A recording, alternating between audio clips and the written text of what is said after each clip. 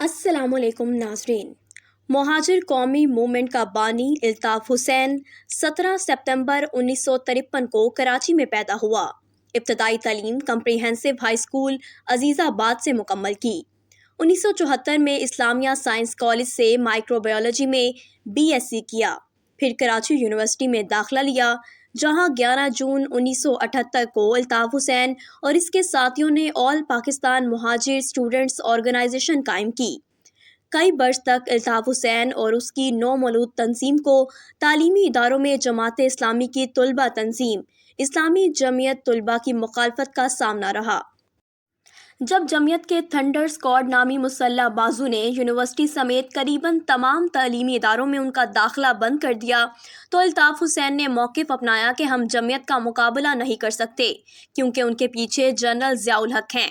ताहम फिर ज़ियाउल हक ने सिंध ख़ुसूसन कराची में पीपल्स पार्टी को पीछे धकेलने के लिए इल्ताफ़ हुसैन के सर पर दस्ते शफ़क़त रखने का फ़ैसला किया। एमकेएम ने माहौल का फ़ायदा उठाया और 8 अगस्त 1986 को निश्तर पार्क में एक बड़ा जलसा करके ताकत के मुजाहरे का फ़ैसला किया। मूसलाधार बारिश के बावजूद 2 घंटे तक इल्ताफ़ हुसैन ने शोला बयानी की। कहते हैं कि निश्तर पार्क जलसे की कामयाबी ने इल्ताफ़ हुसैन के 1988 के बल्दियाती इंतखाबात में कामयाबी की ऐसी राह हमवार की, जिसका अंदाज़ा तो शायद खुद इल्ताफ़ और उसकी तंजीम को भी नहीं रहा। डॉक्टर फ़ारूक सत्तार एमकेएम के पहले मेयर मुंतखब हुए। 1988 में जब आम इंतखाबात हुए तो शहरी सिंध पूरा एमकेएम और दही सिंध मुकम्मल तौर पर पीपल्स पार्टी के हिस्से में आया और दोनों जमातों ने मिलकर सूबाई और वफाकी हुकूमतें तश्कील दी। मकबूलियत की इस इंतहा पर इल्ताफ़ हुसैन की एमक्यूएम कराची की सियासी, बल्दियाती, इंतज़ामी और माली मामलात की मालिक बन गई, मगर ये सियासी इत्तेहाद ख़त्म हो गया। 17 अगस्त 1988 को तैयारे के हादसे में जनरल ज़िया की हलाकत के बाद कराची से ताल्लुक़ रखने वाले जनरल असलम बेग फ़ौज के सरबराह बने। असलम बेग के ज़माने में बेनज़ीर इल्ताफ़ हुसैन की हिमायत से महरूम हुई और फिर अक्टूबर 1989 में ऐवान में अदम एतमाद की तहरीक से उनकी हुकूमत अगस्त 1990 में सदर ग़ुलाम इसहाक़ खान ने बरतरफ कर दी। जनरल बेग के ज़माने में ही पीपल्स पार्टी के साबिक रहनुमा ग़ुलाम मुस्तफ़ा जतोई और दीगर को मिलाकर मुत्तहदा अपोजिशन पार्टी बनवाई गई। कराची में बहुत बड़ा जलसा हुआ, जिसमें इल्ताफ़ हुसैन का जादू भी बोलता दिखाई दिया। जब सदर ग़ुलाम इसहाक़ खान ने असलम बेग को बतौर आर्मी चीफ मुद्दत मुलाज़मत में तोसी नहीं दी, तो फ़ौजी क़यादत तब्दील हुई और जनरल आसिफ नवाज़ जंजुआ फ़ौजी सरबराह मुकर्रर हुए। ताकत के बल पर इलाकों को अपनी गिरफ्त में रखने की कोशिशों में कई फाश गलतियां की। उनमें फ़ौज के मेजर कलीम को लांडी में अगवा करने की गलती भी शामिल थी। इल्ताफ़ इस कदर औकात से बाहर हो गया था कि एक बार उसे आर्मी चीफ जनरल आसिफ नवाज़ की फ़ोन कॉल आई, तो इल्ताफ़ ने खुद बात करने की बजाय इमरान फ़ारूक को कहा कि तुम बात कर लो। उन्होंने जब जनरल आसिफ नवाज़ को बताया कि इल्ताफ़ भाई मसरूफ़ हैं, तो जनरल आसिफ नवाज़ आग बगोला हो गए और उन्होंने फ़ोन बंद कर दिया। अक्टूबर 1990 के इंतखाबात हुए तो इल्ताफ़ हुसैन की एमकेएम ने नवाज शरीफ हुकूमत में शमूलियत अख्तियार कर ली। एमकेएम इस वक्त इतनी मजबूत हो चुकी थी कि शहर और पुलिस जैसे रियासती इदारों का कंट्रोल संभालने की कोशिश भी की जाने लगी। पुलिस, अदालती निज़ाम और शहरियों की जानिब से इस सब पर हल्की फुल्की मौसीकी भी शुरू हो चुकी थी, क्योंकि एमकेएम रहनुमाओं का दावा है कि ऐसी शिकायत बढ़ने पर तंजीमी नज़्म ज़ब्त हरकत में आया। 1991 में ताकतवर मरकज़ी सेक्रेटरीज आफाक अहमद और आमिर खान को जमात से खारिज करके सारा तंजीमी ढांचा तोड़ दिया गया और सैकड़ों कारकुनों की रुकनियत मुअत्तल कर दी गई। एमकेएम से निकाले जाने वाले ये दोनों रहनुमा और उनके कई हामी या तो शहर से चले गए या रूपोश हो गए। ये एमकेएम में तब तक की सबसे बड़ी बगावत थी। एमकेएम में जराइम पेशा अनासिर की ऐसी ही इतलात पर जनरल आसिफ नवाज़ की क़यादत में फ़ौज ने नवाज शरीफ हुकूमत को कार्रवाई के लिए फ़ौजी ऑपरेशन का मशवरा दिया, जो बाद में ऑपरेशन क्लीन अप के नाम से जारी रहा।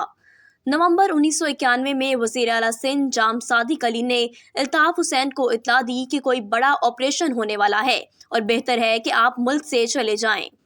इल्ताफ़ हुसैन लंदन भाग गया। लंदन में बैठे इल्ताफ़ हुसैन की एमकेएम ने अपने खिलाफ इसी यकतरफा कार्रवाई की बुनियाद पर एहतजाजन हुकूमत से अलहदगी अख्तियार कर ली। एक तरफ पार्टी और कारकुनान ऑपरेशन के दौरान रियासत से एक तरह हालते जंग में थे, तो दूसरी जानिब क़यादत से राब्ता टूट जाने की वजह से रहनुमाई से महरूम। الطاف حسین اور اس کی جماعت نے 1993 میں بطور احتجاج قومی اسمبلی کے انتخابات کا بائیکاٹ کیا، تاہم صوبائی اسمبلی کے انتخاب میں حصہ لینے پر رضامند ہو گئے، جس کے نتیجے میں وہ کراچی کی طاقتور جماعت بن کر سامنے آئے۔ اسی برس جماعت کا نام مہاجر قومی موومنٹ سے بدل کر متحدہ قومی موومنٹ رکھ دیا گیا۔ اسی دوران پاکستان میں جنرل عبدالوحید کاکڑ نے کراچی آپریشن ختم کرنے کا اعلان کیا۔ ایم کیو ایم مختلف حکومتوں میں کم از کم 5 بار شریک رہی۔ 12 اکتوبر 1999 کو اس وقت کے آرمی چیف جنرل مشرف نے نواز شریف کی حکومت کا تختہ الٹا اور فوج نے اقتدار پر قبضہ کر لیا۔ مشرف کا پورا دور ایم کیو ایم اور الطاف حسین کا آئیڈیل ترین دور تھا۔ جنرل مشرف کے سیاسی عزائم تھے اور ان کی تکمیل کے لیے انہیں الطاف حسین اور ایم کیو ایم کی سیاسی حمایت کی ضرورت تھی، لہٰذا ایم کیو ایم کی صحیح اور غلط ہر بات مانی جاتی رہی۔ مشرف کے ساتھ ہونے والے معاہدے کا ایک نقطہ یہ بھی تھا کہ آفاق احمد اور عامر خان کو یا تو ملک سے باہر بھیج دیا جائے گا یا پھر جیل میں بند رکھا جائے گا۔ اس کی بدولت دونوں رہنما لگ بھگ 8 برس جیل میں رکھے گئے۔ اس کے بدلے میں ایم کیو ایم نے جنرل مشرف کے مخالفین یعنی نواز شریف اور بے نظیر بھٹو کی سندھ اور وفاق میں حکومت سازی کے لیے کبھی حمایت نہیں کی۔ لندن میں بیٹھے الطاف حسین نے ندیم نصرت کو امریکہ سے واپس بلوایا اور یہ بات محمد انور اور بہت سے دیگر رہنماؤں کو پسند نہیں آئی۔ کراچی اور لندن میں ان تبدیلیوں نے پارٹی میں نئی مگر خفیہ دھڑ بندی کو تیز کر دیا۔ نئے واپس آنے والے رہنماؤں عامر خان اور ندیم نصرت کی رائے کو اہمیت ملنے لگی۔ ان فیصلوں، بدعنوانی اور دیگر بگڑتے معاملات پر عام سماجی محافل اور سیاسی بیٹھکوں میں اعتراض کرنا شروع کیا گیا، مگر الطاف حسین بے خبر رہا۔ جنرل مشرف نے الطاف حسین کو مشورہ دیا کہ وہ پاکستان واپس آ جائیں۔ کئی رہنماؤں نے الطاف حسین کو لندن میں ہی رہنے کا مشورہ دیا۔ وجہ یہ تھی کہ ہر سطح پر نئے عہدیدار نہیں چاہتے تھے کہ الطاف حسین کراچی آئے اور تنظیمی خلاف ورزیوں سے واقف ہو کر ان میں ملوث عناصر کے خلاف کوئی قدم اٹھائیں۔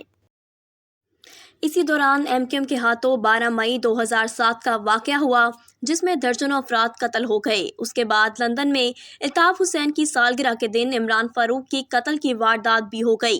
اس وقت تک عمران فاروق الطاف حسین سے علیحدگی اختیار کر چکے تھے، لیکن ایک اور بڑی گڑبڑ تب ہوئی جب 2008 کے انتخابات میں زبردست کامیابی حاصل کرنے والے آصف علی زرداری نے جنرل مشرف کو ایوان صدر سے رخصت کیا اور خود صدر بن گئے۔ جنرل مشرف کا جانا الطاف حسین کے لیے گھبرانے والا موقع تھا، کیونکہ زرداری کو الطاف حسین کو ساتھ لے کر چلنے کی کوئی ضرورت نہ تھی۔ پھر پیپلز پارٹی میں موجود رحمان ملک جیسے لوگوں کی کوششوں سے ایم کیو ایم نے حکومت سے رابطے تو قائم کر لیے، مگر الطاف حسین کا یہ فیصلہ پارٹی میں پسند نہیں کیا گیا۔ مگر مسئلہ وہی تھا کہ کوئی بھی الطاف کی مخالفت نہیں کر سکتا تھا۔ اب الطاف حسین کے لیے ہر طرح اور ہر طرف سے پریشان کن صورتحال پیدا ہوئی۔ پے در پے فیصلوں کی ناکامی یا غیر مقبولیت، پارٹی میں دھڑ بندی، اسکاٹ لینڈ یارڈ کی جانب سے عمران فاروق قتل کی تفتیش کے دوران منی لانڈرنگ کیس کا ابھر آنا، بھارتی خفیہ اداروں سے رابطوں کا انکشاف، لندن میں قیام کی وجہ سے پارٹی پر ڈھیلی گرفت اور کراچی سے آنے والی مالی بدعنوانیوں میں ساتھیوں کے ملوث ہونے کی شکایات، کتنا کچھ تھا۔ اس سب نے مل کر الطاف کو شدید عدم تحفظ کا شکار بنا دیا۔ اس دور میں کبھی کبھی تو ایسا لگتا تھا کہ وہ نفسیاتی مریض ہیں۔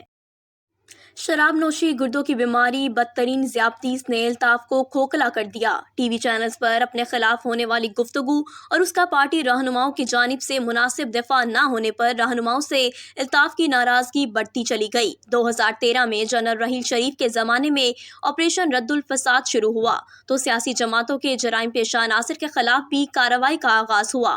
ایم کیو ایم کو بھی بتایا گیا کہ کسی بھی قسم کی شدت پسندی کی گنجائش نہیں، لیکن ناکامیوں کا شکار الطاف حسین اس نئے آپریشن کو سمجھ ہی نہیں سکا۔ الطاف حسین کسی مشورے کے بغیر کارکنان یا ٹی وی پر خطاب شروع کر دیتے۔ 22 اگست کو فوج کے خلاف تقریر کی، جس کے بعد سے پاکستانی میڈیا پر ان کی تصاویر دکھانے یا تقریر سنانے پر مکمل پابندی عائد کر دی گئی، جو آج کے دن تک برقرار ہے۔ 22 اگست کے واقعے کے بعد الطاف کے پاکستان میں موجود ساتھیوں پر اتنا دباؤ آیا کہ انہوں نے اپنی جماعت علیحدہ کر کے اپنے ہی سابق قائد کے خلاف قومی اسمبلی میں قرارداد مذمت پیش کر دی۔ تب سے اب تک الطاف سیاسی منظر سے غائب ہیں۔ ایک پاکستانی عدالت کے ہاتھوں ڈاکٹر عمران فاروق کے قتل میں مرکزی ملزم قرار دیے جانے کے بعد الطاف حسین کو لندن میں ٹیکسی چوری کے الزامات پر بھاری جرمانہ بھی ہو چکا ہے۔ اب دیکھنا یہ ہے کہ الطاف حسین کا اختتام کسی برطانوی جیل میں ہوتا ہے یا پاکستانی جیل میں۔ ناظرین، اگر آپ کو ہماری ویڈیو پسند آئی ہے تو چینل سبسکرائب